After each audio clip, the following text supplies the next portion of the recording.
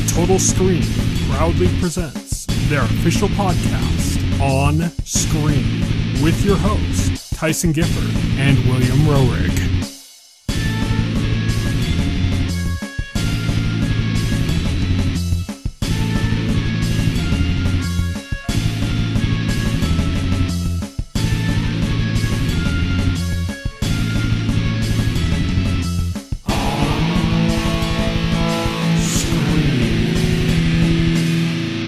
Hello, everybody, and welcome to On Screen, the official podcast of TheTotalScreen.com. I'm your host. My name is Tyson. My name is Will. And today we are doing the best of 2021. Rah, woo. This is, I guess it's our first annual show like this since we changed it. We've done these before where we've done like the best of, but they've always been just TV on like our last podcast, and now we're covering TV, movies, and games. Expanded the scope. Yes. To the total screen. So we've reduced some categories. We used to have all sorts of weird categories for the TV stuff, but we kind of trimmed some of those out so we could make room for, all the different mediums that we're covering now. But yeah, so this is going to be our full podcast. No other segments, just this, for this week. And then next week we're going to be back with, Witcher Season 2, right? Yeah, that's currently the plan as far as I know. Yeah. So let's get started with our best of 2021. And let's kick things off with best performer in a movie. So, Will, tell me your runner-up. Oh, my runner-up was, you're going to make me say this. It's David Dastmalchian. See, I butchered that. As the Polka Dot Man in the Suicide Squad. Ah, yes. He's kind of one of those genre actors that you just see pop up all over the place in all sorts of different stuff. And he kind of got, I think, probably maybe the biggest focus we've ever had on him with the Suicide Squad. Yeah. And the reason I picked him for runner-up specifically is because, he took a character that is a total joke that, when you hear the casting, you just think, yes, that's the comic relief. That guy's probably going to die in the first 5 minutes. But he took that character, and with his performance, he elevated that character to somebody that you genuinely cared for, and by the end of the movie, you were rooting for. I think I was actually I actually hated that he died at the end of the movie. It was that level of a performance. And obviously some of that goes into the writing too, but I mean, the way he brought that character to life was transformative. Mm-hmm. And so that's why I picked him. Yeah, I was totally when he first showed up, I'm oh, he's gonna be the creepy guy. He's gonna be Steve Buscemi in Con Air type character. Yeah, yeah. And then when we actually kind of started to get to know him, you start to feel really bad for him. He's a victim of circumstance. He was kind of, a lot of his faults were put onto him by, other people like his mom, Yeah. Primarily his mom. Which is a big theme through the movie, his mom. But, it was a great performance. Indeed. My runner-up was Will Smith as Richard Williams in King Richard. So King Richard is the biography of Serena and Venus Williams' father. And so the movie is about him being this kind of crazy dad that's really being strict on his kids and getting them to become the major tennis players that they ended up becoming. And so this is one of the movies I've seen with my movie subscription at the movie theater. And yeah, Will Smith is, he's, he does a lot of Oscar movies, and this is his Oscar movie for this year. And I thought he had a really good performance because he's a very flawed person, his character. He's he's super strict. He can't let certain things go. Sometimes he'll take offense to something and he just can't get past it. And it ends up working to the detriment of his own goals and to his, his daughters and everything because he just can't get past a certain perceived slight or something. And, so it's interesting watching somebody who's so singularly driven to get his girls to become these huge tennis stars, but at the same time is so easy to rattle with the idea of a perceived slight. So that made him kind of interesting for me. Who is your winner for the best performer in a movie? Well, my winner was Timothée Chalamet as Paul Atreides in Dune. I really enjoyed Dune. Mm-hmm. Obviously, he's the main character in that movie. The movie centers around him, and as such, which if his performance was bad, it would kind of tank the movie. So, but I really enjoyed his performance. I'm not a Dune expert. I had no prior experience with the franchise. I haven't read the books. I haven't watched the earlier film adaptation by David Lynch. So I can't compare his performance to Kyle MacLachlan's or anything like that. Mm-hmm. But I felt like he really did a great job as the main character holding up the movie. Obviously it's not like he held up the movie by himself, but I'm saying as the lead, mm-hmm. He did a great job in the role of being this kid who has this destiny set before him and trying to deal with that, being unsure of that destiny and all that. Yeah, I enjoyed it. Yeah, he's been blowing up big over the last maybe 3 years or so. Chalamet has just been getting huge, He's kind of like the new Johnny Depp in a sense, And he's even going to be playing Willy Wonka. But yeah, it's fun to see him kind of become this really iconic figure as an actor, and Dune was great. And it's not going to be the last we're going to hear about Dune on this list. But Timothée Chalamet was in another movie that my winner was also from. Oh yeah. Timothée Chalamet was in Don't Look Up, and my winner for best performer is Jonah Hill in Don't Look Up, where he played Jason Orlean, the son of the President of the United States. Very much like a Donald Trump Jr. parallel. That's an interesting choice considering all the fantastic actors in that movie and performances. What made Jonah Hill stick out? He was just so smarmy, so materialistic, so arrogant,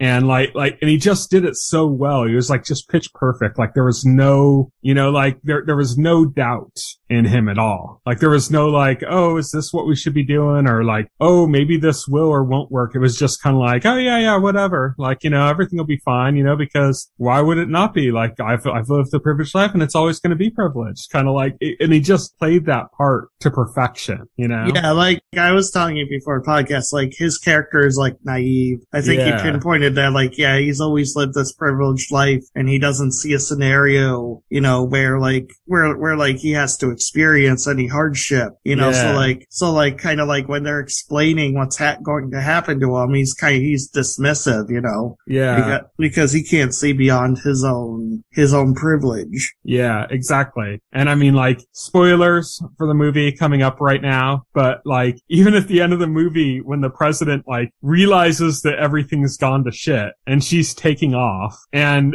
she's on a plane with the guy that's I don't have the character's name in front of me right now, but he was very much a Steve Jobs parallel. Yeah. And she's on a plane taking off with him, and they're going to go off and leave the planet to its doom. And, she calls up and talks to Leonardo DiCaprio's character. And at the end of it, he's no, I'm not going to go with you off planet. I'm going to stay here and just kind of face my doom. He's you and your son have a great time or something. And then she's my son? Yeah, yeah. And she just forgot him. Yeah, and then it cuts to him and he's literally the only person left in the building, just sitting there waiting, oh, she'll come back or something. Just completely clueless. Yeah, I loved his performance. I thought he was hilarious and so aggravating because of as you said, his naivete and his just kind of toxic behavior too throughout. And I thought Jonah Hill just did a great job playing him. Yeah. So totally. Our next category is best performer in a TV or streaming series. I'll start off. My runner-up was Nicholas Hoult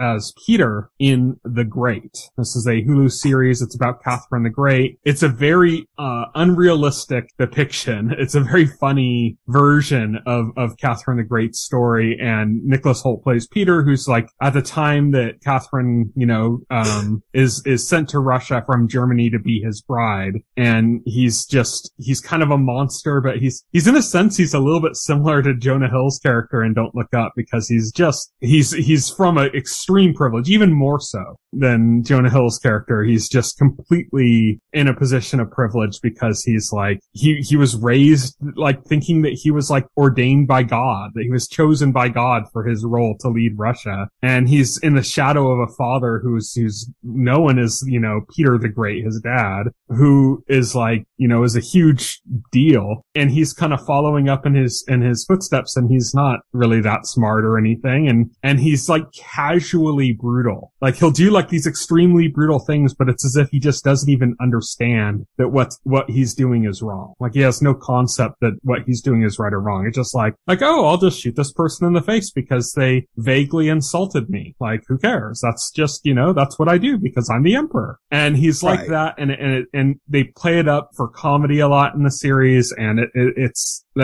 just a really good performance by Nicholas Hoult, who's, one of my favorite actors. So, and I really enjoy him in it. He's the highlight of the show, in my opinion. Nice. Who is your runner-up? My runner-up is Henry Cavill as Geralt of Rivia in The Witcher Season 2. Because, like, he's just fantastic in that role. I think he plays Geralt like it's pitch perfect. So we're going to talk about Witcher Season 2 next week, but yeah, the best way I can sum up, like, why he's so good in his role is that, honestly, I think, like, 90% of what's good about that show is him, and him carrying that show, like, on his back. Like, well, yeah, he's a talented actor. So he's got to play a character, because, like, his character, Geralt, he's a very stoic character, right? He's very stoic, he doesn't show emotions much, and it's very easy to go into that and like just become like a robot, but he does it, but he also manages to show humanity in that role. They're like, he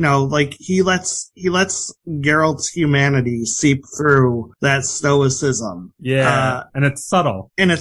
Yes. And it really works. It just shows like how good of an actor Henry Cavill is, Definitely. And the winner for Best Performer in a TV or screen series, it's the same for both of us. So rather than just announce them separately. Yeah, we might as well just talk about it jointly, right? Yeah. So I'll let you announce it. It's Elizabeth Olsen as Wanda Maximoff in WandaVision, which I think we've had this pretty much set, like, since we saw WandaVision. I was so good. Really rooting for Elizabeth Olsen to get the Emmy. Yeah. Because it was fantastic. Oh, it's just amazing. I mean, and it is multifaceted too, because in one hand, it's just like her portrayal of grief is just like so powerful. Like in the way that like you'd expect like, an award-winning dramatic performance to be, outside of like a comic book movie or a comic book property. It's just an incredibly powerful performance of a woman depicting grief. Yes. But then on top of that, she's also doing these like portrayals of these like TV mom trope characters like through the ages of sitcom history and doing it like pitch perfect. Yes. So she was like on point. Both levels. Yeah, it's so good in multiple ways. She was firing on all cylinders. And you know what? I'm glad, they gave her, like, with the show, they gave Elizabeth Olsen material to, like, really stretch her acting chops, because she is a fantastic actress. And maybe, like, the Marvel Cinematic Universe movies don't give her, like, typically too much to work with in that area, but so this show, like, kind of, like, let her stretch that really and show what she could do. And it was, her performance as Wanda was, like, if you had, like, a best overall performance, I'd probably choose that. Oh, yeah. If I'm being honest. Easy. This is the easiest award in the entire listing of our awards. This was the easiest one for me to pick. Right, yeah. And that's not to dismiss anybody else, like there were lots of great performances across both TV and film, but like, she was so good, like it was just phenomenal. Let's move on to our next category though, which is best cast in a movie. So this is kind of like an ensemble award. It's the idea of like, the cast working together as like a group of actors. We actually picked the same for runner-up and winner. So, oh wow! I'll let you announce our runner-up pick. The runner-up was Suicide Squad. I mean, as far as ensembles, like it could have easily been my winner. James Gunn is, I think, this isn't even a James Gunn award, but like James Gunn, I think with this movie he's good at cemented that cast. He might be the best. He might be the best director at handling an ensemble cast. He knows how to get like a bunch of he knows how to get like a bunch of weirdo characters together and make them all fun and interesting to watch. Yeah. Right? He's so good at it. I mean, he did it good with Guardians and stuff, and you're like, oh, but it's not just Guardians. And then he goes off and does Suicide Squad and does it just as good, And does it again. Better, Yeah. The way everybody worked off of each other, just, the way the personalities and stuff just came together. It was perfect.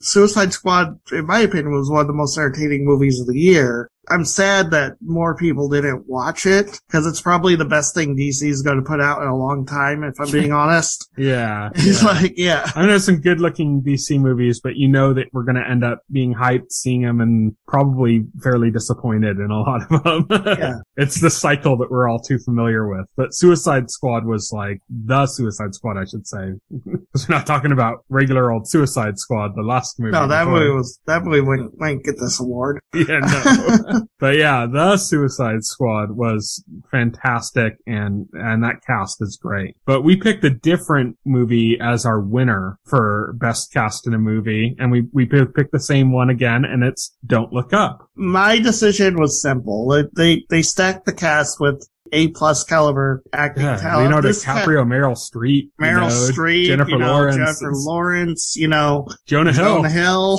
You mentioned, Timothée Chalamet. Yeah. Chalamet. Yeah, I mean, come on. They got the best actors in Hollywood. Adam McKay always does this. And so it was hard for me to deny that. Yeah, and they all turned in fantastic performances. And the way they worked off of each other too was great. There's even people that I'm not too fond of that in this movie I thought were brilliant. Like Tyler Perry, for example. Not too fond of him. He was brilliant in this movie. Yeah, he was brilliant. Yeah. It's just everybody fit their role. Everybody had something to do and everybody did it. And it just worked great, It's another example of how you pull off a good ensemble piece with huge talents, and how you kind of get them to work off of each other. And this is right. Because they're, you kind of think with that kind of talent, there are massive egos involved. Mm-hmm. And so, that's gotta be difficult wrangling that, or maybe not. Maybe I'm talking out my ass. Either way, it was a great cast and they played off of each other extremely well. Our next category is also best cast, but this time for a TV or streaming series. My runner-up was Hawkeye, and I thought Tell it me was about a good Hawkeye. cast. At first, I was kind of it wasn't really on my short list initially, and then the more I started kind of thinking about it, I'm like, you know what? Actually, this is kind of a really interesting cast. And some people playing characters in very weird ways, and I had some issues if you've listened to the podcast with some of the ways that Hawkeye played out through its run, but the cast was really good and just pretty stacked. Oh yeah, definitely. Yeah, you're right about that. My runner-up was Invincible, and I picked that mostly for the same reason I picked Don't Look Up, because again, that cast is stacked. You have J.K. Simmons, you have Stephen Yeun, Jillian Jacobs. Walton Goggins, man. Walton Goggins. I love that guy. Seth Rogen, Jillian Jacobs, Mark freaking Hamill. Yeah. And I know, that's not, Zachary. It's officially his name now. Every time you refer to him. Mark freaking Hamill. I just thought, man, geez, they got some top tier voice talent, and you know what? They all did fantastic in their roles. Yeah, very enjoyable cast, made for a very enjoyable show. Mm-hmm. My winner was Big Mouth. Big Mouth also pretty stacked cast, but mostly comedic actors. But even outside of that, there's some really good one, like David Thewlis from the Harry Potter movies, and Fargo plays the Shame Wizard, and he's great. I wouldn't normally think of him as such a good comedic actor, but he's so good in that role. And just I really think more people need to see Big Mouth. I think there's a lot of it has a lot of critical buzz. It's kind of a critical darling on TV, but I think a lot of people I'll bring it up to people and they haven't seen it, but it's such a good show, such a good voice cast. Mm-hmm. And and they play such interesting parts to perfection. So it's great. My winner was What We Do in the Shadows, simply because that is a show that lives or dies by its cast, right? I mean, the comedy is 100% dependent upon these characters, these actors, and how they interact with each other. Mm-hmm. If that fails, the entire show fails, and the fact that we are now on season 3 and that hasn't happened is a testament to how well that cast works together. When we were talking about season 3 of the show, like, through a lot of it, I kind of had some issues with certain choices they made. It's not my favorite season. Yeah. But one of the points I made when we talked about it was that, like, despite all of the problems I had with it, I just enjoy being with those characters. Yeah. That's just how good the cast is, that you just want to inhabit the same space as them. You just want them to be on your screen interacting with each other, even if they're not necessarily playing their roles as well as they did in the other seasons, or if their storylines aren't playing out as well as they did in past seasons. I just want to spend time with those characters. That's just how much I love them. Look, you know, I will say it like this. I think the writing was somewhat weaker in this season, but the performances were not. The performances were as strong as ever. Yeah, they're just a great cast of characters. They interact perfectly. They have great chemistry. Yeah, I just want to spend time with them. So that was Best Cast in a TV or Streaming Series. Our next category is Best Protagonist. So this isn't necessarily the actor, although the actor can bring a lot to a role, but it's Best Protagonist, this time in a movie. And hit us with your runner-up. My runner-up was, Yelena Belova, as portrayed by Florence Pugh in Black Widow. I don't know if I said that right. Yeah, I mean, it's great. Like, you could even just copy and paste this not for protagonist, but like if we had, like, say, a supporting character, you could copy and paste that over to Hawkeye with the same character, you know? You could, yes, you could. And the thing is, like, I came into the movie, you know, like, not really knowing what to expect from her or her character, and her character was, like, the way she plays her, like, is super fun. You know, she doesn't play the characters, like, the character is serious, but she doesn't play the character as 100% serious. Like, she has a sense of humor, and you see that whenever she's mocking, you know, Black Widow, like, her poses and stuff. He's like, oh, you're doing these poses. Like, that was such funny. A poser, yeah. Yeah, you're such a poser. That's what or her obsession with all the pockets on her vest, or it's like all these little like details of her character. It's really, really something. She was really fun to watch in that role, and so I thought that's a good runner-up. My runner-up was Bloodsport, as portrayed by Idris Elba in The Suicide Squad. Idris Elba's like an interesting one because he's such a good actor, and he's always one of the first people whenever people are fan casting something. I'm like, oh, Idris Elba, you know, like he's one of the ones I always pick. It would be so great, but a lot of times he ends up getting these kind of roles that aren't necessarily as good, or in movies that aren't as good. You know, he's kind of hit or miss with his projects, not from his talent, but just 100. I thought he was 100% in this movie. Like, this is one of those hits. He's hit or miss, and this is a hit. And he's so good in the role. He's just like fun, and he's like slightly kind of unpredictable, like in a really fun way, in which like they'll play up scenes where he's like, it looks like he's going to be kind of having a sentimental scene. It ends up being this kind of like funny, like yelling match or something. You brought up when we talked about the movie in a past episode, how they had the scene with him and his daughter, and how it was like kind of parodying the first Suicide Squad movie in a sense. Yes. And his relationship with his daughter. And it's like that kind of stuff. It's like what really makes him work. It was a parody of Will Smith's, you know, character Deadshot, his relationship with his daughter, which we know, like, from pre-production, you know, Idris Elba Bloodsport was initially supposed to be Deadshot again. It was supposed to be, they were recasting the character with Idris Elba, and then during development they changed it to Bloodsport to leave it open for Will Smith to return as Deadshot, or, you know, whatever. Yeah, I just think he's a great character, you know, and he's not necessarily like a great character in the comics or something, but he just became a great character in the movie, you know? Yes. Cause he kind of, not only did he have that, like, as we mentioned, that kind of, parody father-daughter relationship from the past movie, but he ended up kind of taking an almost father-like figure role, over the team. Ratcatcher 2. Yes.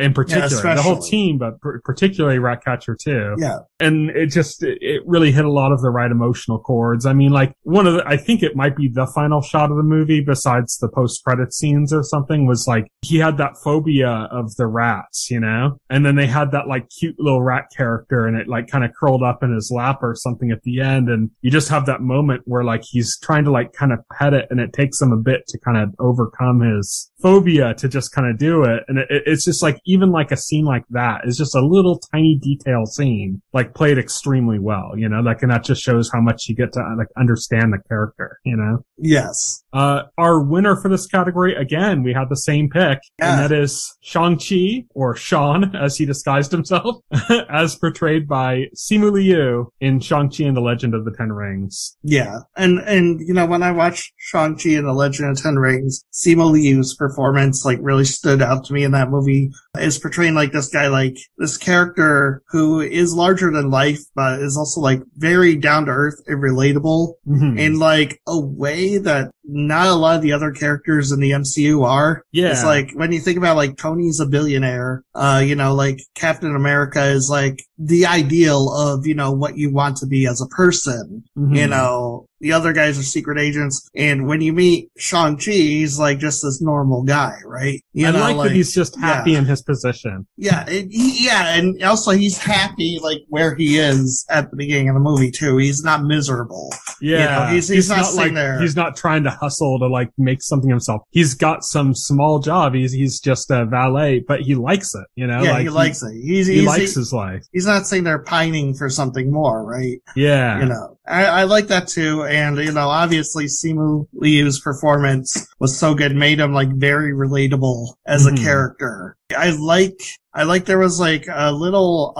tidbit I saw Simu Liu recount. He wanted, like, you know, superhero boots, you know, for Shang-Chi, and the production wanted him to just wear sneakers. And then he said, you know, like, he got it after I explained to him wearing sneakers, that was part of his character that made him relatable to more normal people than, you know, and that's just like the part of the deal with his character, right?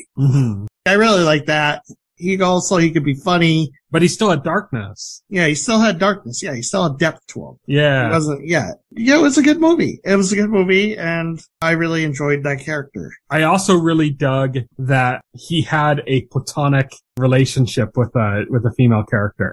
I don't know. It seemed like they were really pushing that in like a romantic direction. I don't think they were. I didn't read that at all. Maybe like, I misread that. Nature of it. Yeah. If that is like supposed to be a platonic relationship, then yeah, I do like that. I don't know. I didn't get the vibe that was 100% platonic, but you have to watch it. It seemed that way to me, like, but I mean, I don't know, like, it would be really easy for them to tip it into a romantic interest kind of thing, but it played platonic to me at least. But that's, Best Protagonist in Movie, and now we're gonna go on to Best Protagonist in a Game, and my runner-up was Travis Touchdown, as portrayed by Robin Atkin Downes in No More Heroes 3. Travis Touchdown is just like, even people who haven't played No More Heroes, like, they know Travis Touchdown, you know, like, he's such an iconic character, and Robin Atkin Downes has always played him really well, and yeah, he's just great through the entire game, and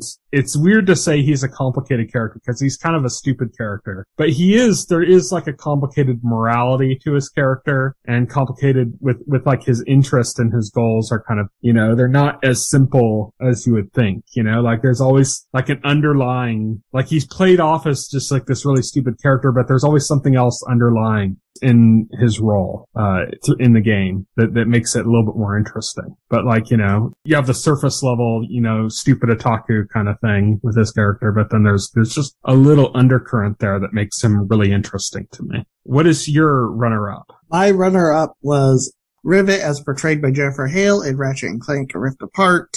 again, Rivet was a nice surprise of a character in Ratchet and Clank. She is a female Lombax from another dimension. The storyline of Ratchet and Clank is Ratchet is supposed to be the last of his species. And so when they go dimension hopping, they end up in a dimension where Rivet is like the last Lombax in that universe. And she is like a very, very spunky, like a freedom fighter. Just a fun character. And I thought, yeah, that's pretty cool. And again, we had the same choice for our winner, and I'll let you read that off. Samus Aran, as portrayed by Nikki Garcia in Metroid Dread. Yes. Yeah, we say it's portrayed by Nikki Garcia, but there's literally very little. There's like very little, I think there's like one line of dialogue. But this isn't best performer. This is best protagonist. Yeah. And Samus Aran is portrayed not just in her performance, like her vocal performance, but like in the way they animate her, in the way they show even just brief scenes of facial expressions, like through her visor, in the way she moves and the way she fights. And I think it's such an iconic character. And I think this might be like the best representation of the character in the entire franchise.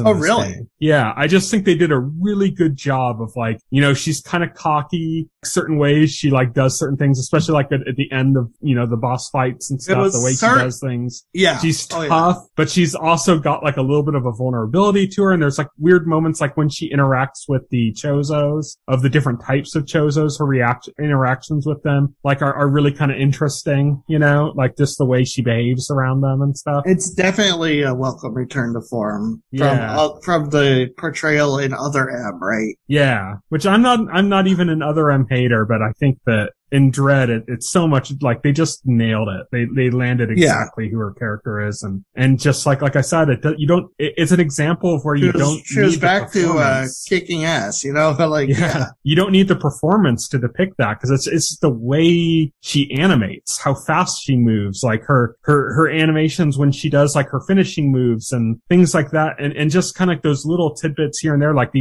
you occasionally get a view inside her visor, and it's very rare, but you get a few kind of brief moments like that, and they're all great, and they really depict her character, and I think the best way she's been portrayed in the entire franchise. Yes. So yeah, that's our pick for best protagonist in a game. Our next category is best protagonist in a TV or streaming series. What is your runner-up? My runner-up is Geralt of Rivia, as portrayed by Henry Cavill in The Witcher, for the same reasons. We talked about it for performer, yeah. Yeah, I picked for performer, because I love the character, and I love Henry Cavill's performance as the character. Yeah, can you imagine somebody else playing him? It's like Henry Cavill has so much love for that character. Yes. And so much attention. And now it's like, have you seen some the stories that have been coming out recently about how he'll be suggesting lines that were from the books? He'll be like, oh, there's this line on page 433 of Blood of Elves. We should say this, or. Yeah, I've heard the stories,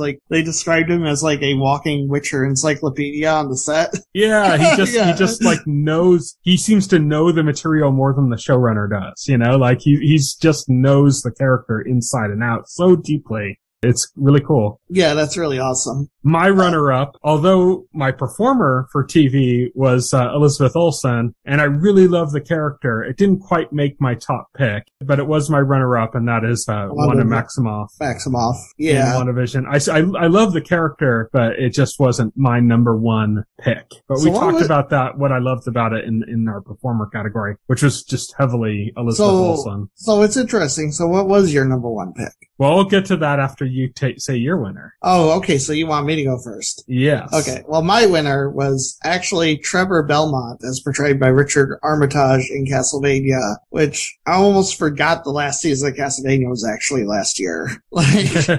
Yeah. Because it was early in the year. That's the hard thing about doing these kind of lists, is you get that recency bias, because you have the stuff that's recent is right on your memory, and then you start to really look stuff up, and you're like, oh shit, that was this year? Right, yeah.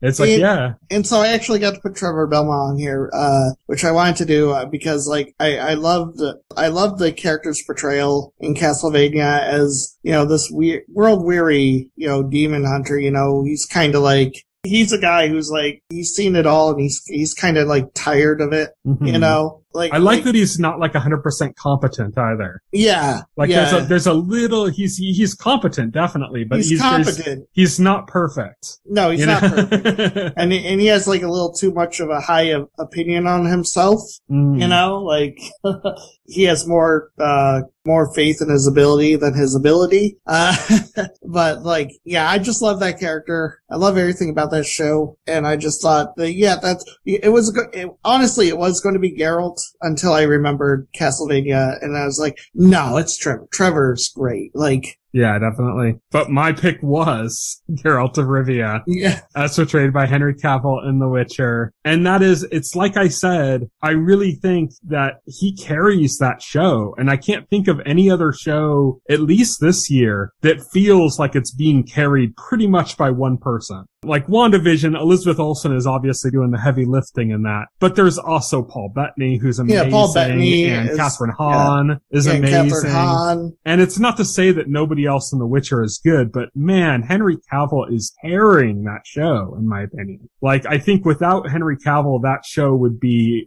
barely be a blip on my radar. It would just be gone. Wow. And here it is in our discussions for the best I don't think the other actors are doing like that badly. But, no, I don't think they're doing bad. I just think that with everything else out there, it wouldn't even register on my radar. But Henry Cavill elevates not just his character, but just that whole show. His attention to detail, like I said, is like, I think, carrying that show. And I think that deserves like a lot of credit, not just for him, but, you know, and this is for the character. This is what the category is for. And it's a great character, and he plays it to perfection. Yeah, that's my pick for best protagonist in TV or streaming series. Now, for every protagonist, you're going to need an antagonist. Yes. And that is where we are going for our next couple categories here. Starting off with movies, best antagonist in a movie. My runner-up is Peter Isherwell, as portrayed by Mark Rylance in Don't Look Up. This is, as I mentioned before, this is the Steve Jobs-esque parallel character. Oh, that guy. Yeah. I guess he could be considered an antagonist.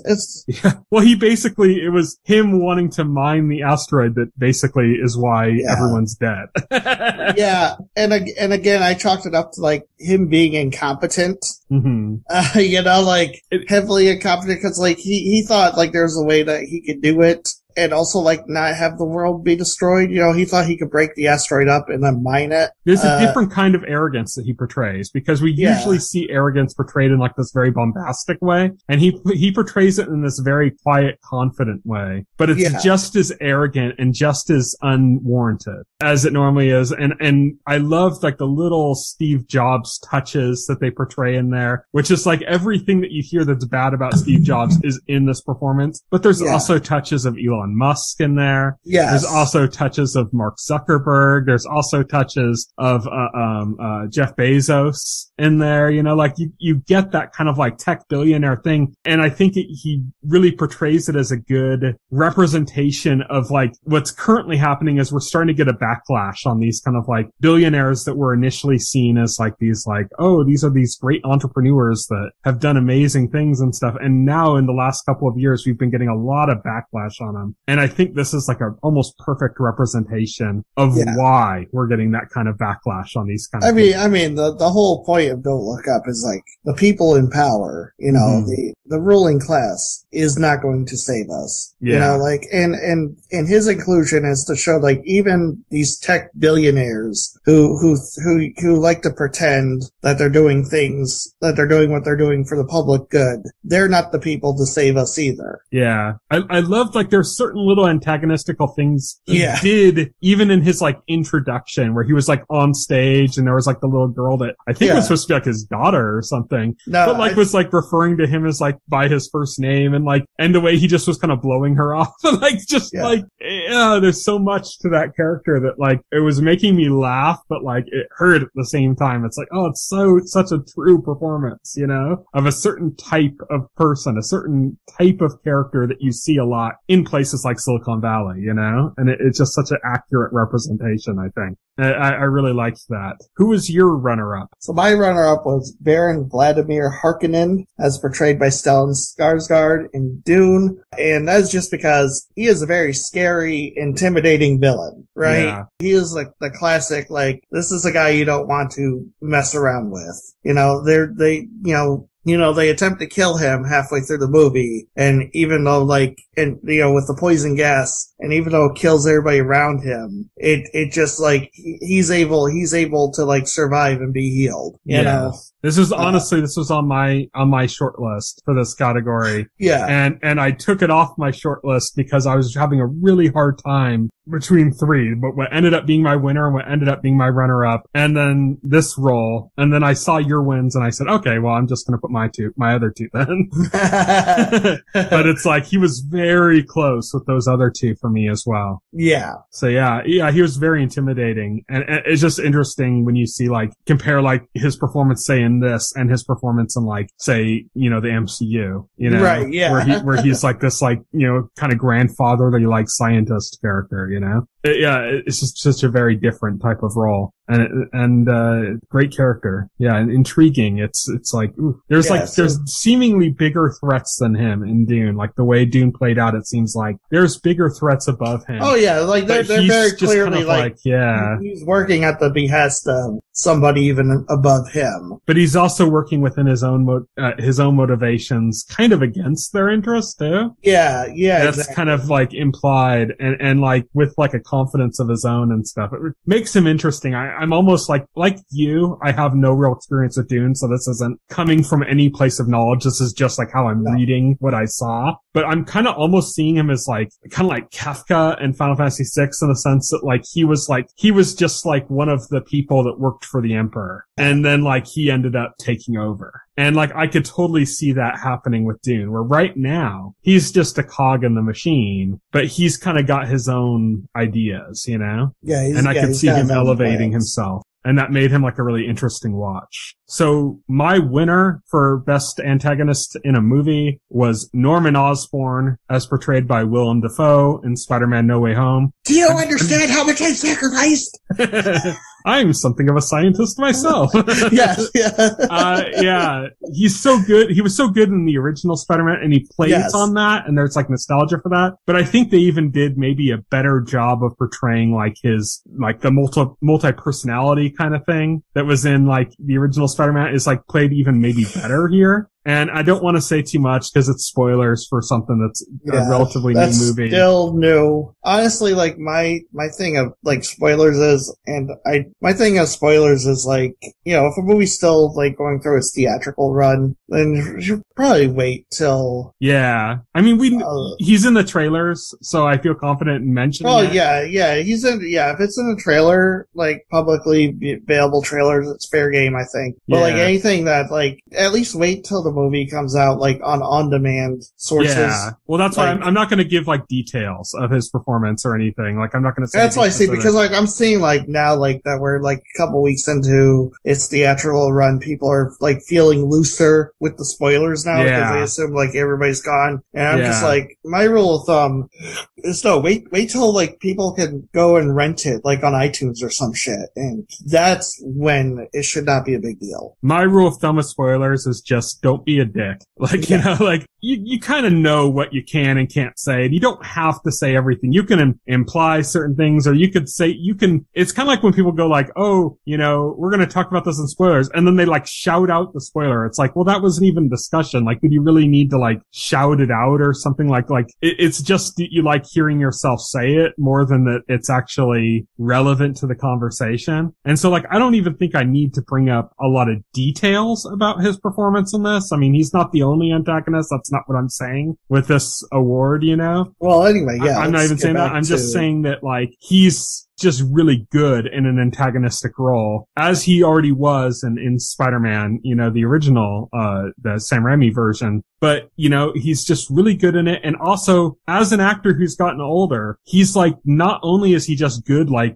in the performance of the role, like, his dialogue and his acting performance, but he portrays himself as a real formidable physical threat too. Like, he has some great scenes in this movie, like action scenes and stuff. And yeah, I just kind of wanted to like put that out there as like, that's why he is my winner. Yep, that's fair. Who is your winner for Best Antagonist? My winner was Zhu Wenwu, as portrayed by Tony Young in Shang-Chi and the Legend of Ten Rings, and that was an easy pick for me because I love this character as a villain because like he's not your typical villain. Like, sure, he starts out like you get his history and like he was all about world domination, but when you actually get into like the plot of the film, like his motivations have completely changed. And as you go through the movie, he's a grieving spouse. Yeah, his motivation is something a lot more human. Like he's lost his wife, and he's being manipulated too. His goals aren't necessarily evil. He's just being manipulated. Yeah, he's being manipulated by something evil. I didn't say the monster at the end because like that's a boring villain. It's a dragon, Yeah, it's like a demon thing. But yeah, so like. And even before he starts to be manipulated, like, he does evil things. Like, they show, like, the flashback, like, right after his wife is murdered, he goes to get revenge, and he murders, like, all these people. In front of his son, yeah. In front of his son, like,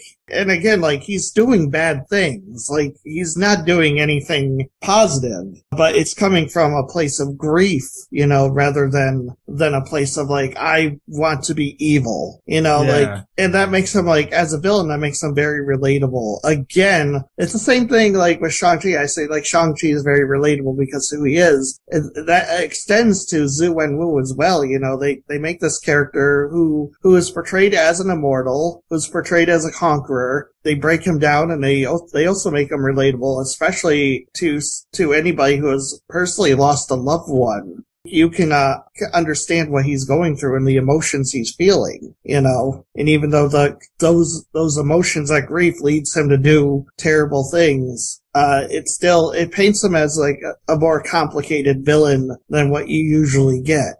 Mm-hmm. So our next category is Best Antagonist in a Game. And this time, it was our runner-up that we had the same pick. Oh, interesting. Which was Ravenpeak, as voiced by Dave Rogers Ruiz in Metroid Dread. Again, very little like dialogue, and what is there's like in a kind of a alien language, But he's just... It's daddy issues. It's daddy issues. Yeah, exactly. He's the kind of distant, abusive, like, ambitious father figure or something. He's kind of like a worse version of Zhu Wenwu.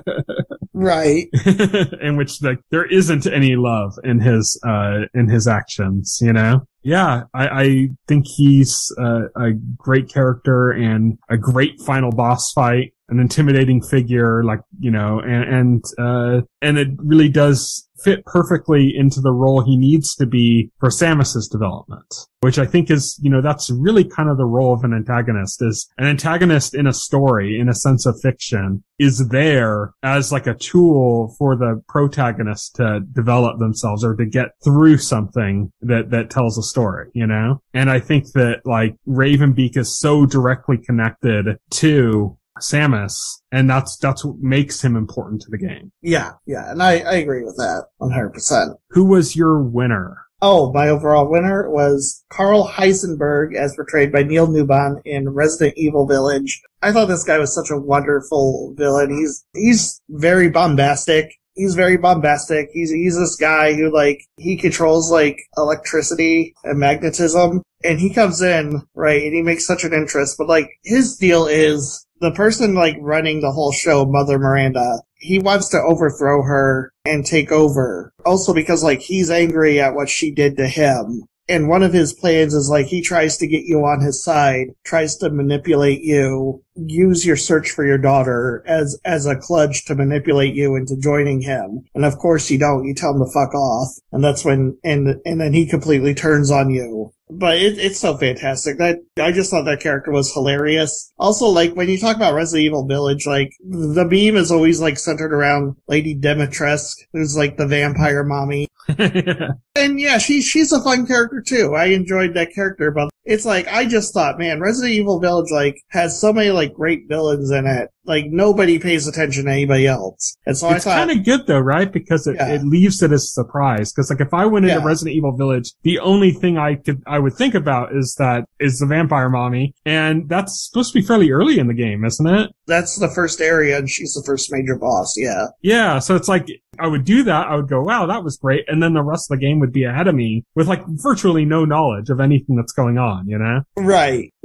So I just thought I had to give a shout out to one of the other great villains in that game. Yeah, definitely. My winner for best antagonist in a game is Fu, or Jess Baptiste VI, as voiced by Nosher Dalal in No More Heroes 3. If you've seen the trailers for No More Heroes 3, then you kind of have an idea who this is. And he's just like a really bombastic, like bigger than life character. He's like this prince, an interdimensional prince that crash landed on Earth in like a very E.T.-esque way early in the story, and then went back and escaped, FBI agents or whoever who would experiment on him, thanks to his human friend, and said that he would return in like so many years or whatever. And his return is what kind of sets everything back. He just returns and just fucks up the Earth while calling himself like a superhero. It's kind of like almost a parody on the way that like, and this has been for a while, that like hero or like superhero has become synonymous with having powers rather than actually being heroic. Right.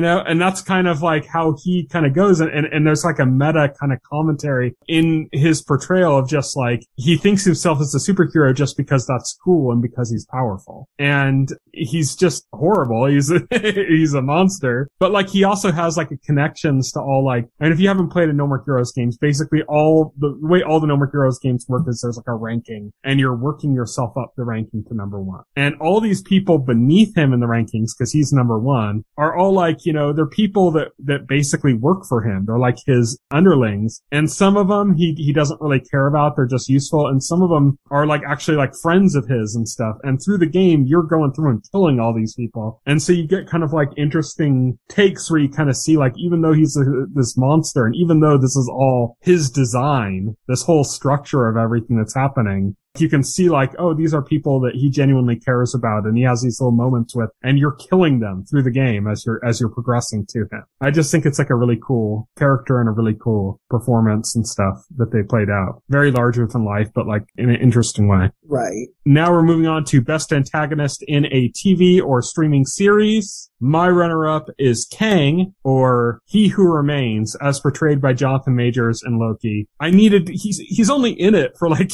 10 minutes or something, but I had to give a shout out to his character because he's cast in the next Ant-Man movie, and we didn't know like how he was gonna play this character and stuff, and then he kind of shows up kind of as a surprise. Like if you read the clues, you can kind of figure out it's him, but you also kind of like have the feeling like, oh, but it's not really gonna be him, is it? And no, it is him. And he just he just chews the scenery. Albeit this is supposed to be a different version of Kang. Oh yeah. There's all these different versions. Than what we're going to see in Ant-Man. Same actor, but yeah, different performance or different portrayal of these, multiverse, tons of multiverse. Because apparently this is supposed to be the good Kang. And now we're gonna get the evil Kang, Yeah, he's still the antagonist of the series. He's still the one that set up the plots and everything that everything's working against in the series, right. And yeah, he's magnetic. Jonathan Majors in the role and stuff. I didn't want to give him best performance because I don't think he compared to the other ones because he's barely on screen, he doesn't have that much time. But I had to give him his due somewhere because he was like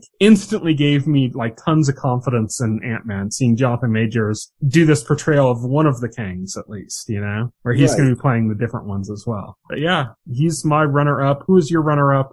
My runner-up was Varney, as portrayed by Malcolm McDowell in Castlevania. And how does Castlevania get these actors, man? Yeah, I was looking over the cast, I was like, this cast is actually pretty stacked for, like, a cartoon based on Castlevania. Like, fucking Malcolm McDowell, man. Yeah, Malcolm McDowell. Like, they have incredible capacity to pull in some amazing talent. But yeah, they got Varney, and I picked Varney because that character is like, he comes off as like a jobber, like this vampire who's like very like overconfident in his abilities. Like, you look at him and you think, like, okay, you talk a lot of shit, but, like, the second you get in front of Trevor, like, you're toast, right? It's like that kind of character. Yeah. And he spends the entire season, like, plotting and talking like a bunch of shit, and you're having a hard time taking him seriously until you get to the end, and you see, like, he wasn't just talking shit, but that was also because he was a lot more than what he seemed to be. Mm-hmm. He actually turns out to be death himself, you know, in the end. And that was much like a grander figure than we had thought initially. Yeah, initially. I thought that was such a cool twist. Again. And so I thought like that playing with the audience's expectations was really cool, and that's why like he made my runner up. Yeah. My winner was Omni-Man, as portrayed by J.K. Simmons in Invincible. Yep. I mean, it's hard to argue with that. Like, that's a fantastic J.K. Simmons, first off, yeah. Yeah. Is great, but Omni-Man was such a villain. Great twist in that series that, like, you know. Yes. I mean, you get the twist at the end of the first episode where you find out. Again, like, it's funny too, because it's almost like for the same reason I picked Varney as runner-up. It's playing with audience expectations. Yeah. That you get in like the first episode, you get the twist at the end where it's like you find out that he's actually this bad figure, you know? But then at the end of the series, when you find out just how utterly vicious and cruel his entire race is, and that the protagonist, being his son, you know, has this like as his legacy in front of him, and he just kicks the shit out of his son and then uses his son to show him that he shouldn't give a shit about humans, just kind of like literally like uses his face as a weapon to murder people and shit, you know? Yeah, exactly. And it's just this traumatizing stuff of like just doing it and then just beating the shit out of him, almost beating him to death. It's like, Jesus, you know? It's like such a like crazy turn in the last episode of that show. Yeah, the last episode of that is like, you know? Insane. Yeah. Yeah. Yeah, it's really crazy, and the character is a great antagonist, and J.K. Simmons, of course, is great in everything he does. You know, he could read the phone book and it would be compelling.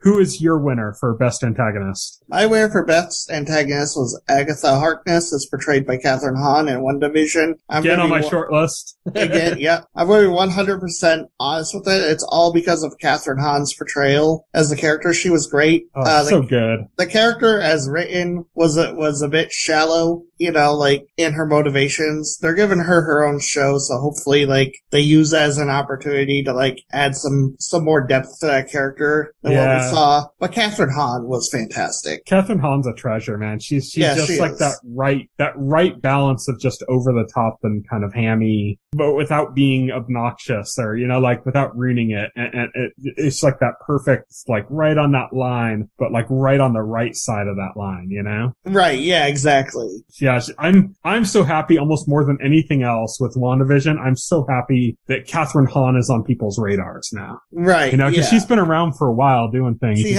always been great. But yeah, it's like now she's getting attention, which is awesome. I'm so happy for her. Our next category is Best Platform of the Year. And before we did this, it was like specific to like, it was, you know, what channel or a streaming service. But now we have like a bigger field. So it could be a venue. It could be like movie theaters could be the platform. I'm not probably going to pick a movie theater. I don't mean a movie theater, just movie theaters in general could be a platform. Or it could be a video game console could be the platform, you know, or it could be different things. Those didn't end up making it. Ended up being more traditionally what the word was that ended up making our pick. I mean, I don't know. Like, if I say the PlayStation 5, that's gonna invoke a lot of fanboy, like, and also, like, I don't truly believe that. I feel like, overall, like, I kind of felt like it was a pretty weak year for all the platforms, so I didn't really want to say, like, if I had to pick a gaming console, I would probably say Switch, just because I had, like, the most games that interested me. None of them were really firing on all cylinders this year. In my opinion. Yeah, and that's not even necessarily their fault either. I mean, this is still like kind of a pandemic slow issue, year, you know? Because of the pandemic, in my opinion. So tell me your runner-up for best platform of the year. My runner-up was Netflix, because Netflix was firing on all cylinders this year. We should say traditionally that's been basically our winner like every year since we've done traditionally, yes. And I mean, well deserved, like especially this year, like just look at what we've been talking about. Don't Look Up, you know, The Witcher, Cobra Kai came out right before the year ended. So much stuff. Arcane, which has been getting rave reviews. It's not on my list. It's not on anything like in this, and that's only because I've only watched one episode so far of that, but I really want to get back to that. Castlevania. One of my all-time like favorite like adult animated series now. The content they put out a lot of content, and sure, like there's a lot of Squid Game. Can't forget about Squid Game. Yeah, that happened this year. I mean, it's just to me like they're top tier. Like the content Netflix is putting out is so far above the other services. The game. And it still is, in my opinion. Like, the other services are playing catch up, or they're just putting out, like, stuff that feels like a little too safe. Yeah, they changed the game. And so that's just my opinion. So that's your runner-up, but your winner and my runner-up are the same. I'll let you announce that one too, since it's your winner. Okay, so my winner was HBO Max, and I know, like, after everything I said about Netflix, like, it's like HBO Max, and there was But that's just kind of a one-year thing. Yeah, it's a one-year thing. There's one reason I chose HBO Max over Netflix, and that's because this year they had the day and date films, like their theatrical films, were day and date on the service. Yeah, Suicide Squad, Matrix, like Godzilla. Yeah, Godzilla, you know, Dune. Yeah. I mean, that was incredible. Like, nobody's ever done this before, and it's a shame that it will never be done again. And for somebody like you who didn't really get a chance to go to the movies this year, to actually go to the movie theaters, this kind of like gave you a movie theater experience. Yes. You got to see those movies like as they were coming out, you know? So that's a big deal. And it's not like you're an anomaly. Like there's a lot of people in your shoes. And HBO Max like kind of served all of them. Yeah. That's why it made my runner up as well, just because, man, it's a 1 year thing. Like I do not expect HBO Max to make it next year onto my runner up, you know? Same. I don't think HBO Max is going to make my winner unless the content like dramatically like gets a lot better. Yeah. Not to say they put out bad content, but I mean, it's, you know. They got an uphill battle against Netflix. There wasn't like a lot of like HBO originals that came out this year that I can think of that's like worth like really mentioning, in my opinion. Mm-hmm. So like there wasn't much there for me on that platform this year. I don't know. Yeah. I mean, there were a few things, but like, yeah, I totally understand what you mean. But my winner this year, after the last like 2 years of basically feeling ripped off by this service, they finally paid off this year with dividends. Just because you got your Marvel stuff. Yep, that's all I needed. But I got more than the Marvel stuff too. There were some other things on there I enjoyed as well. I'm like, I don't know. I'm not putting Disney on there just because there were some Marvel shows I enjoyed. After a year without Marvel, getting 5 MCU connected TV shows on the service in 1 year, that alone is like, that's huge. Like, so I feel generally like you do. Like, if I was to really just go purely on how many hours I watched and how good the content was or something, I think I'd probably still put Netflix as my winner. But there's something to be said about coming from being such a huge disappointment to me. Such like feeling like I wasted my money for like 2 years, basically, for the last few years on Disney Plus, to like, holy shit, I'm watching a lot of Disney Plus in 1 year and getting my Marvel fix that I'd lost for a full year, you know? And not only did they have that, but like, you have to remember also like Shang-Chi, Black, you know, all the Marvel stuff came out quickly too, even though it wasn't the initial run, it came pretty quickly to the service. And then there was some other stuff too. There was a lot of like, they kind of were experimenting a little bit. They didn't go crazy like HBO Max did with like the live action, you know, or the releases. I was disappointed though. But like, they did experiment with some of that stuff. Yeah, but they also like paywalled the movie. Like you had to spend an extra $30. But there were some other movies that they didn't. There are some other movies that they just put out this year, day and date, like Encanto, which is like a Pixar movie, which, you know, a lot of people are going to kind of shine that off, but it's Pixar, you know, that's a big deal. And that was like, yeah, it was a good movie. I ended up seeing it in theaters, but like, I didn't even realize that was day and date. And it was, yeah, and it was not paywall. And then they did some other movies that they had that were supposed to be theatrical movies, but just because of their schedule, it didn't line up right. And so they just dumped them on Disney Plus. Right. You know, like Luca, which like got a lot of attention and stuff. So it's like Disney Plus surprised me this year. And so it's like, although I'm giving it best platform of the year, I'm kind of treating it as like most improved, you know, most like they went from being like, why am I paying for this to like, I'm watching a lot of this, you know, in 1 year. That like, it was a pretty significant shift for me. Our next category is Best Comedy Movie. What was your runner-up, Will? Okay, my runner-up for Best Comedy Movie was Don't Look Up. I'm just going to say right now, this was my winner. Okay. Yeah. I enjoyed it. I thought it was funny. Satire. The satire, though, like, it does sting just a little too much. Like, sometimes it's a little too real considering what we've been going through. But I thought it was a funny movie. I enjoyed it. The satire is too real, though. More on that later. But my runner-up was South Park Post-COVID, The Return of COVID. This was the second of the Paramount Plus South Park specials, which are movies. They're like, they're feature length, you know? Yeah, I enjoyed it. I thought it was good. I thought both of them were good and they worked together. I enjoyed the second one a bit more. Butters and his NFT stuff alone was worth it to me. But yeah, it was good seeing South Park, some more South Park stuff, and in a very different way than we're used to seeing South Park too. Yes. What was your winner? My winner was The Suicide Squad. And, you know, like, as much of it as an action movie it was also a comedy. Yeah. And the stuff like the rivalry between Bloodsport and Peacemaker, John Cena, Idris Elba was like more bullets. Fantastically hilarious. Some more bullets. Yeah, smaller bullets. Yeah, exactly. And there was the whole scene like where they went in and they killed everybody at this camp, you know. Oh, God. And they turned out to be the resistance fighters. It was just Peacemaker walking down the one guy that was sleeping and just shanking him like 6 times as he walked by. Yeah. Jesus. Yeah, that was crazy. I cracked up hard on that. Yeah. So like that movie definitely got a lot of laughs out of me. Again, it's James Gunn. James Gunn's twisted sense of humor, which I enjoy.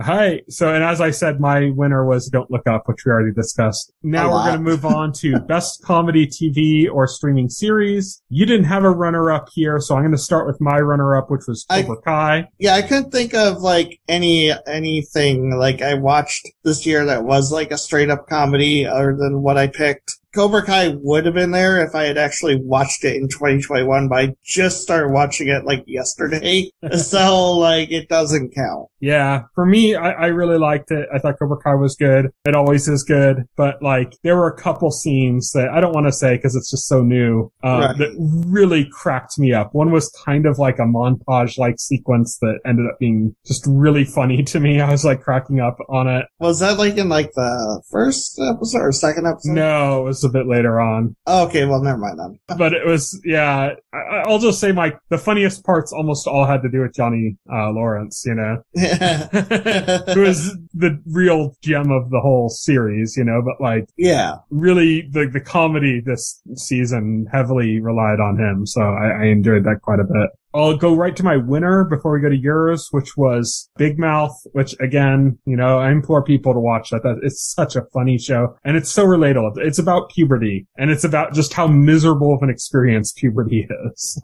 and it's just so relatable in that way where you know, there's something about like sharing pain. You know what I mean? Like when you have this pain that everybody goes through, which is puberty is a pain, you know, and like seeing it depicted from like a different perspective, but something that's still relatable is like, it's just so good. You know, it goes beyond just being comedy. It ends up being something that you kind of like feel like a catharsis about just seeing it, you know? It's like, oh yes. Oh yeah. All these things that make me cringe when I think back on them. And here they are, you know, other people have gone through this too. And it's great. Tell us about your pick for best comedy or streaming series. My pick was What We Do in the Shadows, and I mean, obviously, even though, like, again, the late season isn't my favorite season of the show, I still got enough laughs out of it. And again, a lot of that's due to the chemistry between the cast and the way they work together. But there was still some genuinely funny writing. I thought they did a few flips right at the end that were really good too. They did, yes. I thought the Cloak of Duplication episode was particularly like hilarious. All these different portrayals of Nandor. Yes.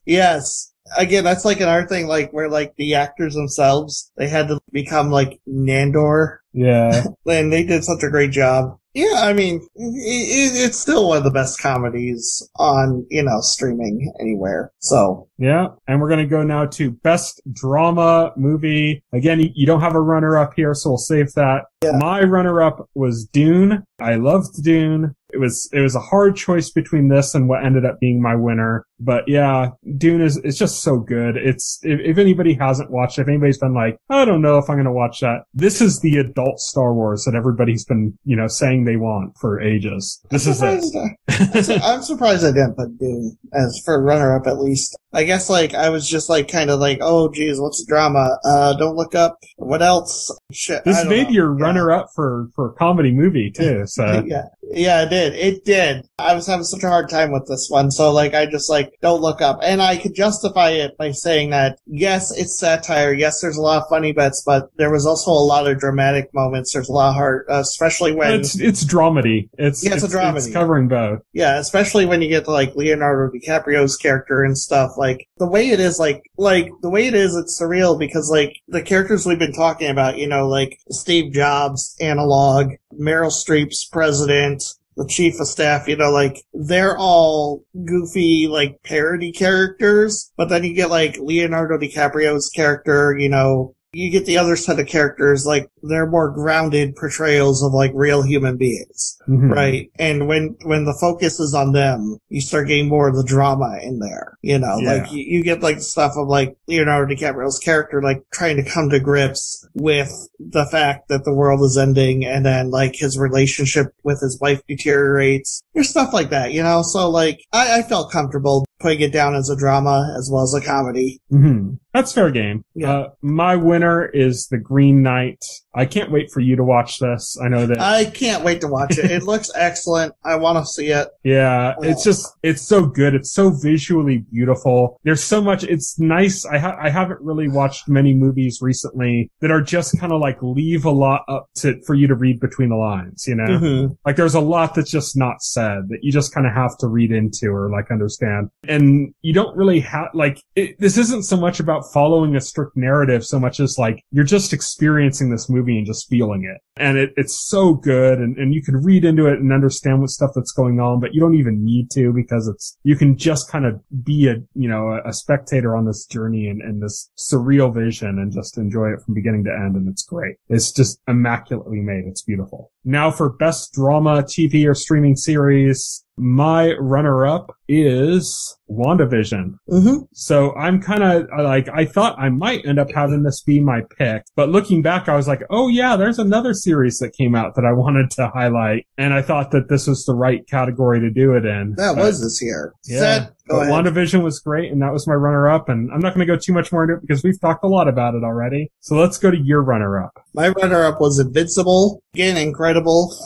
Mostly because, like, the twist at the beginning, like, once that happens at the end of the first episode, everything else is, like, so tense. Like, there's a tension that runs throughout the rest of the series until you get, like, to the last episode when, like... And that's a great payoff in the last episode. Yeah, it's a great payoff. Tension. Like, everything that you're wound up about, like, happens. Everything goes to shit. Yeah. And it's executed perfectly. It made me, like, a big fan. I can't wait till season 2. Yeah, loved it. Tell me about your winner. Okay, so my winner was Castlevania. And yeah, I'm biased. I'm a fanboy. I can't help it. But I love Castlevania. But this was really like, was the final season of the series. And by God, was it incredible. Like, it really, like, you talk about like sticking to landing. You think like a lot of shows by the fourth season, they're uneven or, there's a lot of issues. But man, this is one of those shows that seem to get better with each progressive season. And I just thought the last season, like, they completely knocked it out of the park. This was a perfect finale. You know, like all the storylines came together. All the storylines that,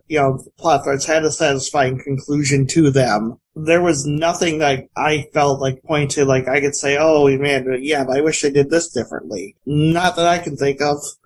It has like a happy ending, but even that doesn't like feel like a betrayal because like the show can be cynical, but like it's not wholly cynical. It's just wonderful television. They're making a sequel series to it, so I can't wait for that. But yeah. So my pick for best drama, TV, or streaming series is Sweet Tooth. This is, by all accounts, like a pretty poor adaptation of the source material. Oh, really? But seemingly by changing things, like a lot of what I've read about, because I haven't read the source material, is that it actually came out better than the source material in many ways. Sadly, I've only watched the first episode. I've been meaning to get back to it. I just didn't get around to doing that. It's a beautiful show. Yeah. And I think what I like so much about it is that it's post-apocalyptic, and we have like a lot of post-apocalyptic shows now. We do, yes. It's also kind of like about a pandemic, and we have a lot going on, not just in TV and stuff about pandemics, but in real life going on with pandemics. But it's such a hopeful series, and it's got this main character who just exudes hope and joy, and you have the setting that's really dark, and you have really dark things that happen throughout the series as well. But like there's just this undercurrent of hope that's through it that's just usually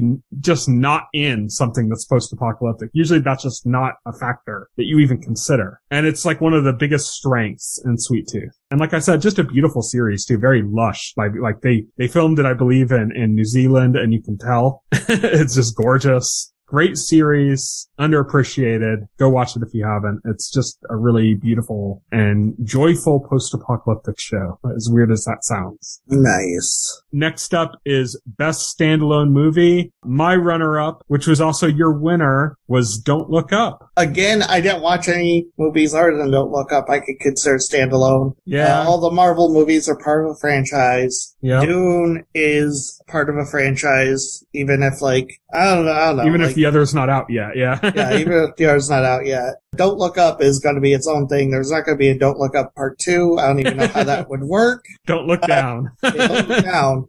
So I felt pretty confident about that. Yeah, Don't Look Up is really good. We've talked about it. I think we'll move on just because we've already talked a ton about that. Yes, we have. My winner for Best Standalone Movie is, as the same it was for Drama Movie, is The Green Knight. Can't really say much more than I did. It's not a movie you can really even talk about that much. Just, it's so good, and you just kind of have to experience it. I guess I'll say, if anybody doesn't know, it is an Arthurian legend story, but it's not about King Arthur. It's about Sir Gawain. Yeah. Now, best franchise movie, as Will alluded to in here, we have this category separated so that you can pick, a standalone movie, something that's not part of a franchise, and something that's part of a franchise. This allows us to be able to get in our love for all these comic book movies and epic trilogies and things like that, but then also be able to get a chance to highlight these kind of smaller movies and, movies that stand on their own as well. And best franchise movie is our chance to get into these big, tentpole franchise movies. And Will, what was your runner-up? My runner-up was The Suicide Squad. Again, I've said enough about it. Fantastic movie. Yeah. Suicide Squad is great. That was, again on my short list. My runner-up was Dune. I kind of struggled between this and my winner about which would take first place. Dune is just really good. Dune was really good too. And we've talked about it a lot. Tell us about your winner. My winner was Shang-Chi and the Legend of Ten Rings. I enjoyed it. Probably, aside from, WandaVision, probably the most enjoyable Marvel film I watched this year. I still haven't seen Eternals. Mm-hmm. I still haven't seen Spider-Man. So, don't knock me there, because, I can only comment on what I've watched so far. And, yeah, Shang-Chi was, as far as Marvel goes, one of my favorite Marvel programs of the entire year. Yeah, Shang-Chi was great. If I had to, add one thing, we've already talked about it a bunch. I'd add one thing is, man, the fight scenes in this are are amazing. Yes, that they bus are. fight scene is an instant classic. Yeah, the fight scenes were incredible. That bus fight scene is so good. Oh, definitely. It's going to be like one of the ones, I think it's an all-time best, it's in the all-time running for all-time best fights in a Marvel movie. That bus scene. Yeah, easily. So good. It's easily. so good. So many little homages. There's like that Jackie Chan homage where he takes off the jacket and puts it on again when he's in the fight. Yes. Oh, so good. My pick, which I imagine would probably have been yours if you had the opportunity. Unfortunately, you didn't yet, is Spider-Man No Way Home. And I'm not going to go into spoilers. I'm just going to say I'm trying to stay away from COVID. Yeah, it's great. That's all there is to say about it. Spider-Man No Way Home is a fantastic achievement. A wise man said the best defense against COVID is no be there. Yeah. So our next category is Best Game, or Game of the Year, as it's commonly called in other outlets. So, Game of the Year.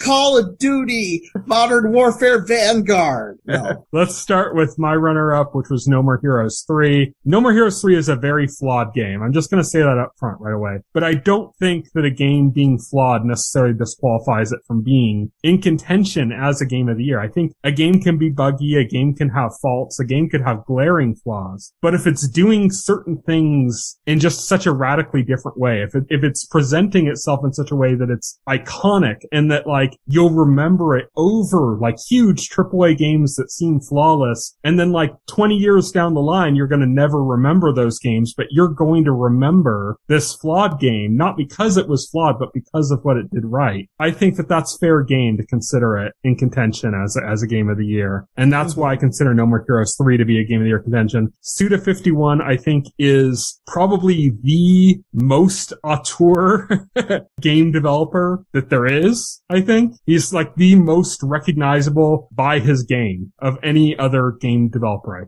I think you see a Suda51 game, you know it's a Suda51 game quicker than you would with any other game maker. He's so iconic in that sense, and every work he does stands out because of that, and it's like a piece of art despite its flaws. And that's what I'll say about No More Heroes 3. Oh, okay. Yeah, so my thing is, I just want to state for the record here that I didn't actually play, a lot of games that actually came out this year. Same here. Same. And so, typically during the year I do a lot of catching up on the backlog. I play a lot of games that aren't within the current year.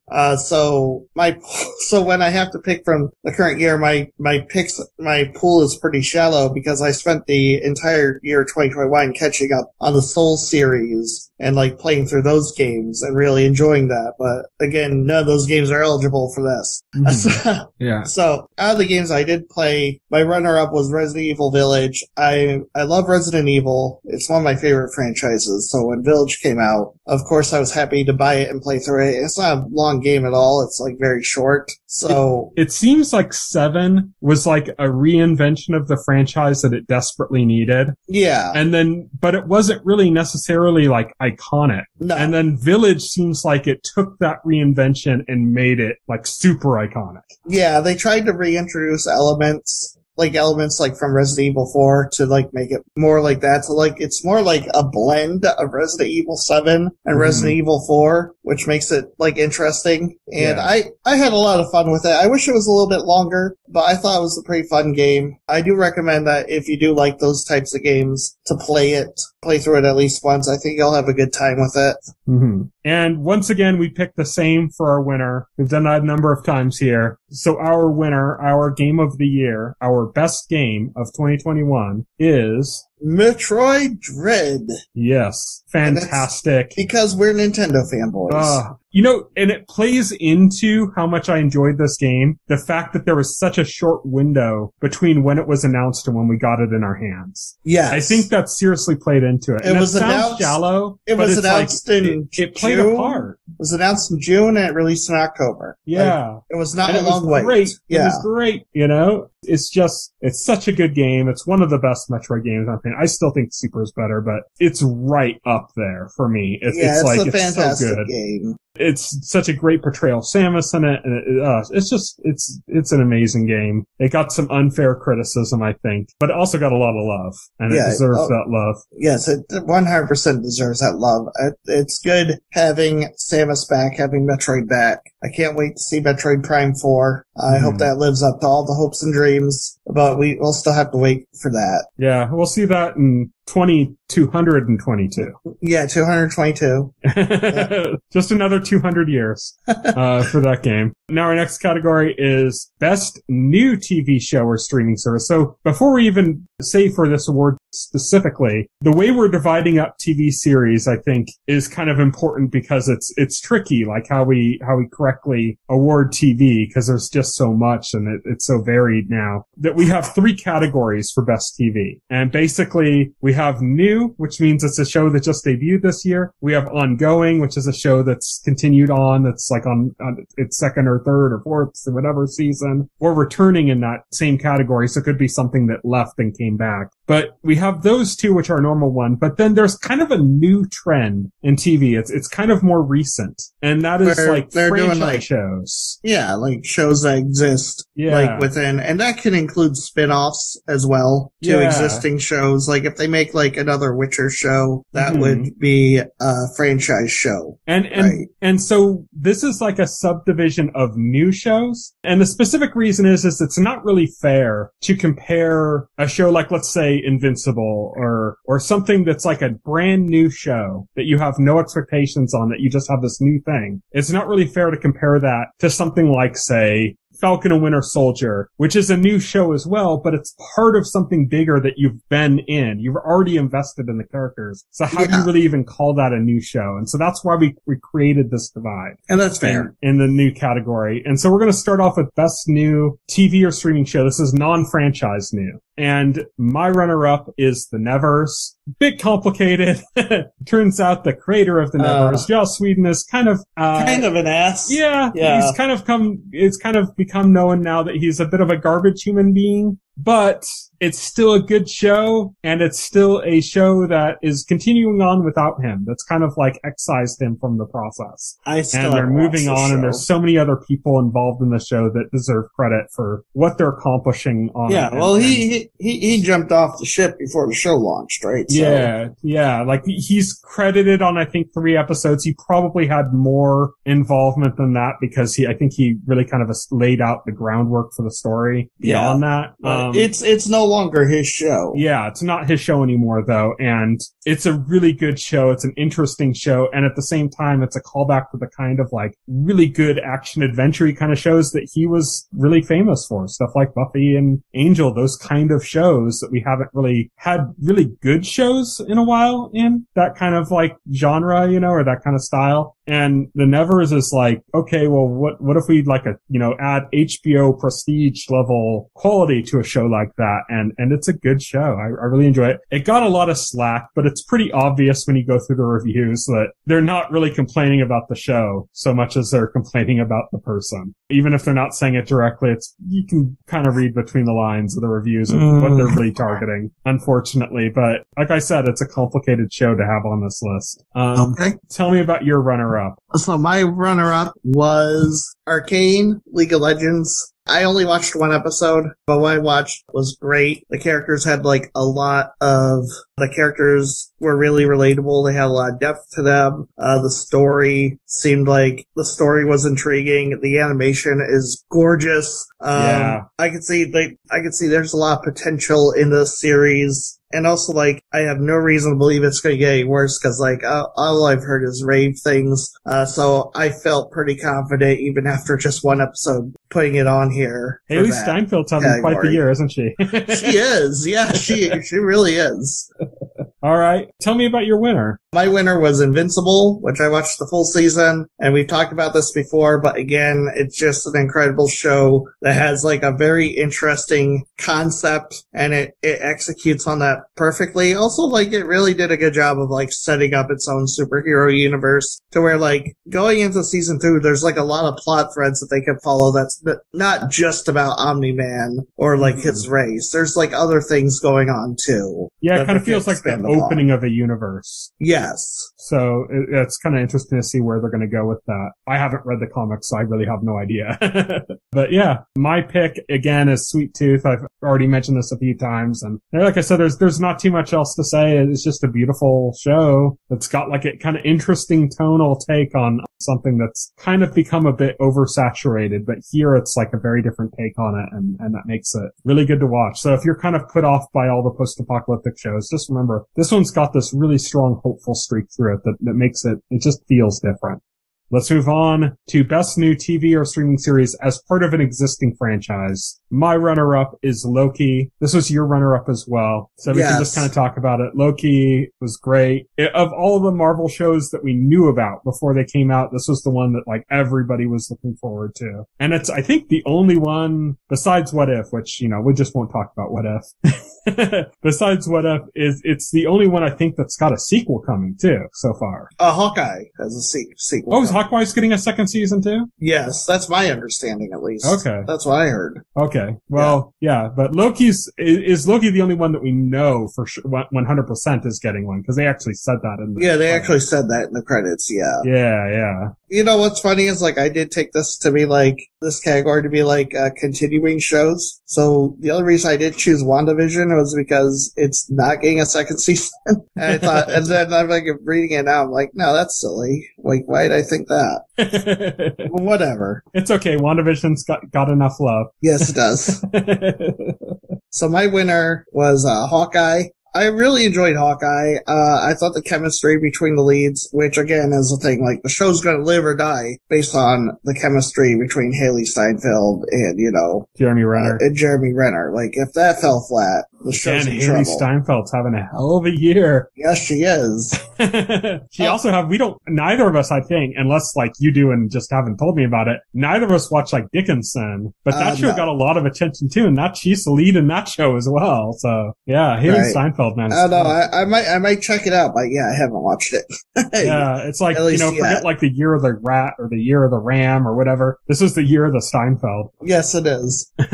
And it's just like a fun action comedy. So it like lived up to like my expectations of what I thought it would be. Mm-hmm. Even though like there wasn't like that much action in it, like actually, but it was a fun show. I enjoyed it. There's still some good action, bro. Yeah, there's still some good action. It's one of the more enjoyable Marvel shows of the year. Yeah, definitely. My number one pick, and you already mentioned it there, is WandaVision. A lot of people give this show slack for the ending, not kind of landing it. Some of that is on the show. Some of that is on just because of this is one of the shows that was affected by the pandemic. Certain things had to be changed, shortened, adjusted because of that, unfortunately. Certain things were choices that were made that weren't necessarily the best thing. But I'm always very firmly on the side of like, even if something doesn't end the way you want it to, or like in the best way possible, that doesn't undo what it did before its ending. Right, yeah. And what WandaVision accomplished before its ending is phenomenal. It's one of a kind. It's done something that's unlike anything else. And it's just great. And it deserves all the credit for that. And as we said, you know, Elizabeth Olsen, can't sing her praises enough, how good she did. And that's when you say that, it's almost like you're disacknowledging other great performances in there. I mean, I don't think we've mentioned Paul Bettany. No, we didn't. And that's Paul Bettany's fantastic. He was fantastic. Yeah. There's, you know, so many great ones and so many little characters you run into again. It has setups for so many other things too. I mean, it's got me more excited about, you know, the Marvels movie than Captain Marvel ever could have. So yeah, WandaVision was great. This was, temporarily, we'll just say that this award is the MCU award for best streaming. Temporarily. It could be the Star Wars award next year for all we know. Right now it's the MCU award. It's all MCU. But let's do best returning or ongoing series. This is, like I said, these are shows that are in their second season or beyond, or they're shows that have left and come back. This year it's all second season and beyond. There's no like Twin Peaks returns kind of stuff or anything like that right now. No, that's fine. But yeah, it's it's best ongoing series. My runner-up is Big Mouth. Already mentioned that a ton of times. It's great. It was probably its best season. I was kind of actually really impressed. All these a ton of times. Yeah, I was really impressed by the end of the season. That's all I'll say about that. My runner-up is What We Do in the Shadows. Again, I've said like everything about that. Yeah. And my winner is The Great. Oh, man. Again, talked about it a lot. It's a really good show. And my winner is The Witcher. Again, fantastic show. I enjoy it. Henry Cavill's a big reason, but I do enjoy the other characters as well. I do like the story. One thing I do appreciate about this season is the fact they are going in a linear timeline instead of jumping around. First season was just a little bit confusing because we got like events out of order. Yeah. So they're going in a more linear fashion, which I appreciate. First season, they're like, let's Westworld this bitch. Yeah, exactly. Yeah, pretty much. Yeah. When I say Henry Cavill carried the show, I don't even just mean his character. I mean, like, he clearly had creative influence on the show beyond his character. Yes. Yeah. When I said that, it wasn't even to dismiss anybody else. It was just to highlight, like, how important he is to that series, like, beyond even what you'd expect, But yeah, that's it for our Best of 2021 awards. It's a limited number of shows, but that's just how it is. There's so many shows out now. You kind of have to pick your niche, your niche. You have to like find it and find what you love in there. And there's something for everybody now, which is great. It's a great thing. So thank you everybody for checking that out. As we mentioned, next week we are going to be covering The Witcher Season 2, which we talked about quite a bit in this episode as well. But that's next week's going to be largely about that. We might have some of our other returning segments, some news stories and stuff to look forward to on the horizon, and some other on tap. Other things like that might show up as well next week, but our main topic will be The Witcher Season 2. Not just like episode 1 or 2, but the whole season. Thank you everybody for listening. You can follow me on Twitter. I'm at Tyson Gifford. You can follow Will. He is at VoxelHero. You can check out our website, thetotalscreen.com. On there, you can find links to our YouTube channel, to our social media accounts, or anything like that you need access to, as well as our weekly postings of our podcast, which will be available there. So, thank you, everybody, again, for listening to our picks for the best of 2021. Good night and Happy New Year. Happy New Year. Thank you for listening to the OnScreen podcast, the official podcast of The Total Screen. Visit our website at thetotalscreen.com. This podcast can be found on any major podcast client, including Pocket Cast and Apple Podcast. The entire backlog of this podcast and other content can be found on our YouTube channel.